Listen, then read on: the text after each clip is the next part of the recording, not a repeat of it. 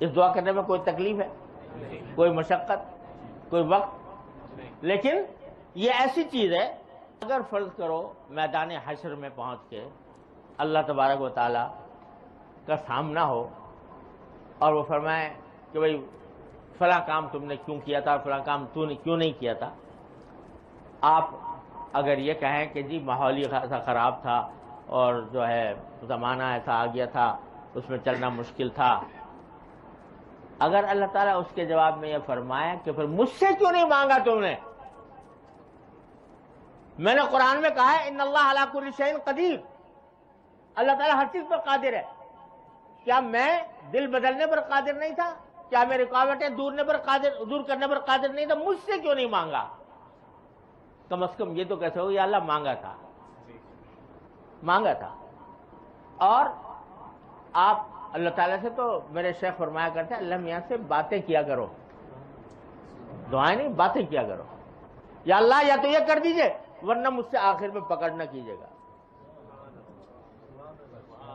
یا اللہ یہ مجھے توفیق دے دیجئے اور فلاں گناہ سے مجھے بچا لیجئے ورنہ میری پکڑ نہ کیجیے گا، وہاں میں آپ کے حوالے کر رہا ہوں اپنے آپ۔ تو دو حال سے خالی نہیں، یا تو اللہ تعالیٰ نے واقعی کر دیا اور اکثر و بیشتر ایسا ہوتا ہے کہ اس کا نتیجہ یہ نکل جاتا ہے،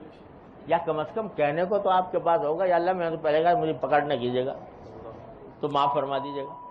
تو اللہ تعالیٰ توبہ کی توفیق دیں گے، توبہ کے نتیجے میں انشاءاللہ نجات مل جائے گی، لیکن ہوگا بشرطے کہ مانگو تو صحیح، کوئی مانگے تو صحیح۔ کوئی جو نہ شنا سے ادا ہو تو کیا علاج،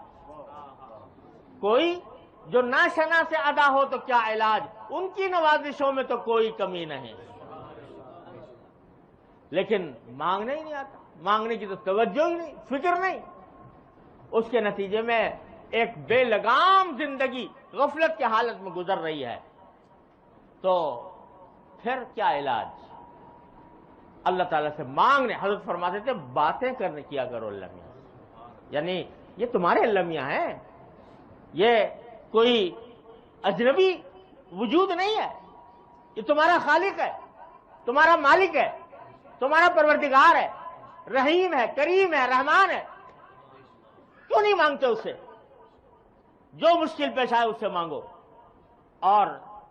اسی سے کہو کہ یا اللہ یہ میرے حالات کو دور کر دیجیے۔ اور میں آپ کو کیا بتاؤں، حدیث میں تو قرآن حدیث میں تو ہے ہی کہ دعاؤں کے کیا اثرات ہوتے ہیں۔ کوئی مانگنے والا چاہیے، تو اس لیے یہ میں گزارش کرتا ہوں، تقریریں بہت ہوتی ہیں، خطبے ہوتے ہیں، تقریریں ہوتی ہیں، جلسے ہوتے ہیں، مجلسیں ہوتی ہیں، لیکن اگر کوئی چیز فائدہ مند ہو سکتی ہے وہ یہ کہ ہم دامن جھاڑنے کے بجائے ہم کچھ لے کر اٹھیں،